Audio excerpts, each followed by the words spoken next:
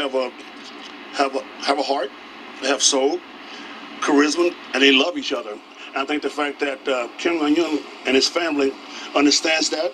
I think that President Trump should understand the fact that the reason why the Marshal of North Korea respects Dennis Rodman, the fact that he trusts me. And I gave him something for his birthday. And I thought I couldn't pull this off. And I said to him on the day before his birthday, I said, I'm going to give you a present. And he said, what is that? I said, I'm going to bring a basketball team, professional basketball team to you. He said, can you do that? I said, yes, I can. Even though I knew I couldn't do it, I said, if I fail now, it's going to be a problem. So basically, I got a lot of people together. I got Popcorn here, helped me out, my sponsor. Thanks to those guys. And it happened. And Kim Jong-un came to me and said, Dennis, you know what? This is the first time someone's ever kept their word to me and my country. And I looked at him, I always got emotional. I said, wait a minute, hold on. He said, someone's never kept their word to you and your country? He said, yes, this is the first time someone's ever suggested that. And I came through, and I think that he really appreciated that, the fact that he's not normally hearing someone that's trustworthy. And I think that country is normally hearing people that's always lying, deceitful, and not trustworthy. And I think that if Trump goes in there with a great heart, with his heart on the table, and let Kim Jong-un see him, really emotional as far as like speaking to him. It ain't got to be about war. It ain't got to be about hatred or what happened in the future or in the past. The past. We're moving on to the future. And I've told people about Kim Jong-un. He's all about the 21st century. He's trying to progress his country.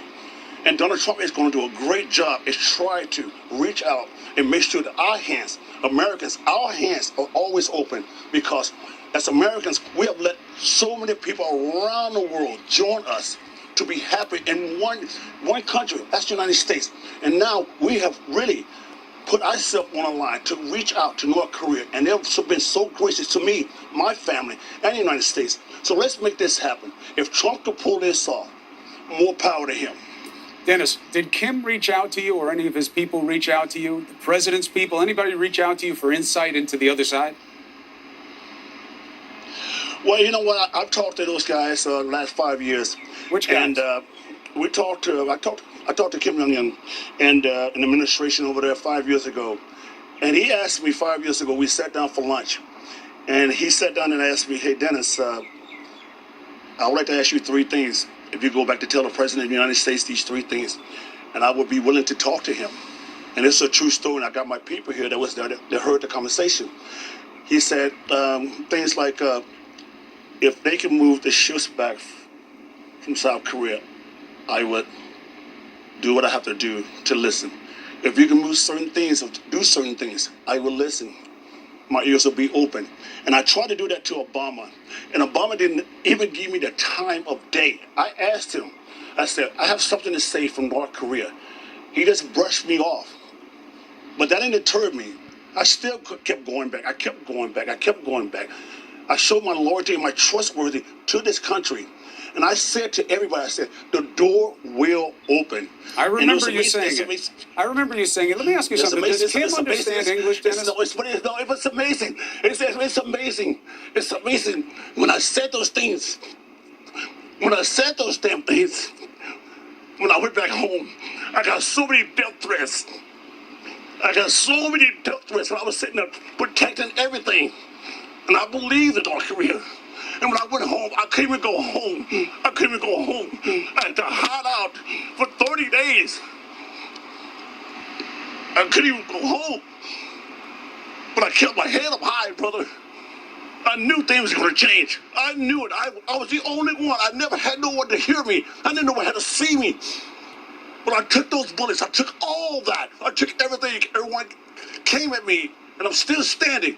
And today is a great day for everybody. Singapore, Tokyo, China, everything. It's a great day. It is a great day. This is a historic day. I'm so happy. You were saying to me years ago that you thought this would happen. And I want to let you be ready for me to ask you another question. I know you're very emotional about this. Go ahead. This is what I want to know. I want to know, well, you're an emotional guy. You feel very deeply about things. People who've been around you understand that. Right. Why did you feel so strongly that you needed to make something happen for North Korea? There's so many places you could have gone in the world that have, a much easier path to peace than North Korea, given the record of human rights abuses and other practices of this despotic regime. But you chose North Korea. Why? Well, I feel like I said, I was very naive when I went over there. I didn't understand and expect all the things I was getting when I went over there. They said, "Do you realize what you was doing, Dennis, when you went over there?" I said, "No." I thought it was just another one of those things. I was just doing some charity event. I knew nothing about North Korea. I just thought I was going to play basketball and just treat the people and be happy, and that was it. But it turned out to be so much more bigger than what I thought.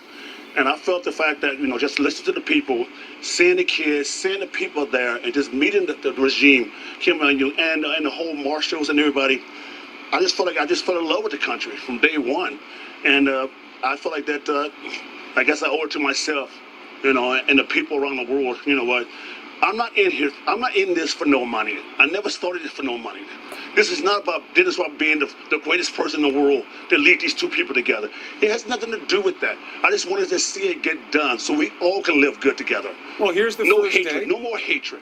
Here's the first day. Let's see where it goes. Let me ask you something. You talk about speaking with Kim Jong-un.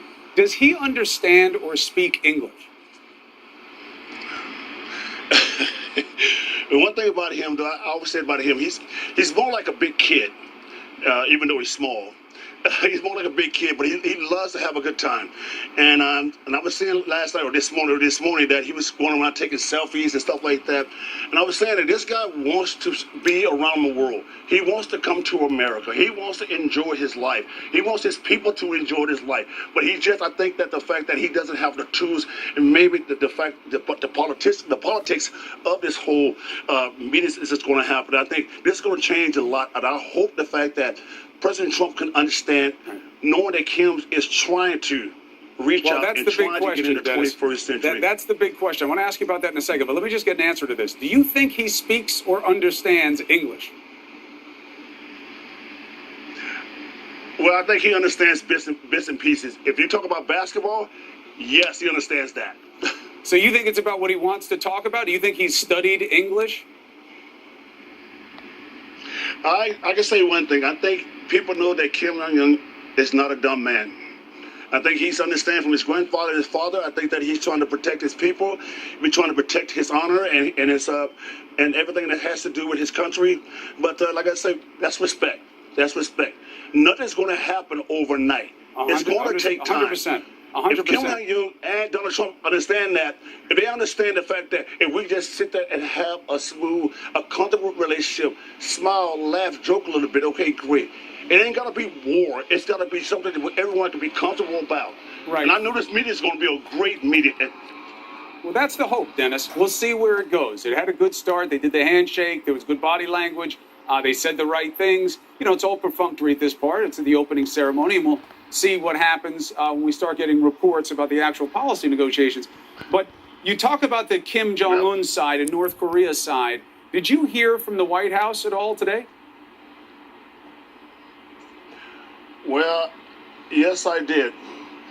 But, and the good thing about it, yes, Donald Trump reached out. He called his secretary, and she called me and said, "Dennis, Donald Trump is so proud of you. He thanks you a lot."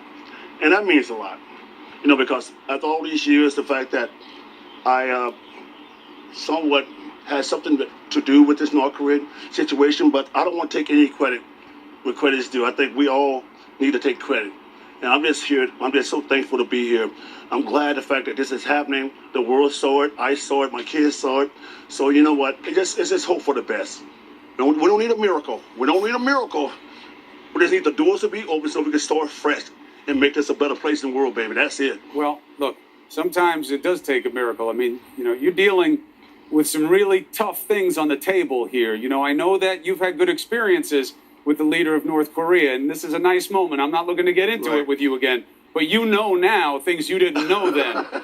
There's a lot of violence. Right. There's a lot of negativity, and it all stems from your friend, the ruler of North Korea. This man isn't all selfies and smiles. He's responsible for the deaths and hardship of a lot of people. How can you be sure he wants something better than what he is right now. Well, as we know, Chris, the fact that I'm not a politician. I'm not sitting there trying to fight the fact that I'm on his side 24/7. I'm not doing everything right to say the right things to make him look like a better man, a better person. I've never been like that. I've always been like down the middle. Here it is. He's a good friend to me. That's what I look at. I don't see the politics of this whole situation. I don't want to see that. I want to see that to go away. I want us to see us get along, to have a handshake, to have a smile, have a glass of iced tea. Just talk to each other friendly. I don't need to worry about the war stuff and all the stuff that's going on. I don't know anything about that. I just want to do one thing: bring sports to North Korea and try to bring that connection with us to North Korea. That's it, sports. Everything else should be Donald Trump's hands and people in the White House hands. I'm out of it. I'm just so happy just to be here, man, and to see everyone in the world get emotional like I did, cry to see it really, really happen. And Donald Trump should take a lot of credit for this because he went out the box and made this happen. So anyway, I want to say one more thing before I leave. Can I say one more thing? You can say whatever you want. Go ahead. Okay, so can I thank some people, though, while I'm here? Can I thank some people? Yeah, go ahead. But let me ask you something. Don't go on a whole tour about it, but I want to ask you something else. But thank somebody if you want to thank them. Go ahead, Dennis. All right, so, I just say thank, all the good people that's really still stood by me. Darren Prince, Vo, all the guys that went with me, North Korea. I'm thinking Chuck Daly. I'm thinking Phil Jackson. I'm thinking Jeannie Buss. I'm thinking, Pete Giannopoulos. I'm thinking Eddie Vedder, the Pro Jam. Everybody that supported me through all these things. So, I think my kids, they still with me after all these years. All the things I've done up and down, they still with me. All right. I just want to thank everybody, man. And plus, you know what? I'm thinking these guys at Popcorn that supported me through this whole venture. I got you. We see the shirt there. You got a good outfit. You got Trump on the top. You got Popcorn on the bottom. Let me ask you one more thing. You think there's any chance that you might have a role in this process? Has anybody reached out to you or given you reason to believe that whether it's the North Koreans or it's the Americans, that they may reach out to you as some type of resource here, something that is part of this mix going forward? Well, you know what? Like I said, that's not my job. I wish that the fact that people would quit putting me in that title role, the fact that I should be involved with this whole politics stuff. I just want to be involved with the sports aspect. And if they can use me in that direction, maybe I can have some type of common sense to shine some light on what's really going on in North Korea. If Trump want to come ask me about certain things, he'll probably figure it out today, and I hope he does. But if he want to ask me one-on-one, I'm willing to do it. So, like I said, I know a lot of things, but like I said, this is Trump and Kim Jong-un's day. This is the world's day. It's not my day.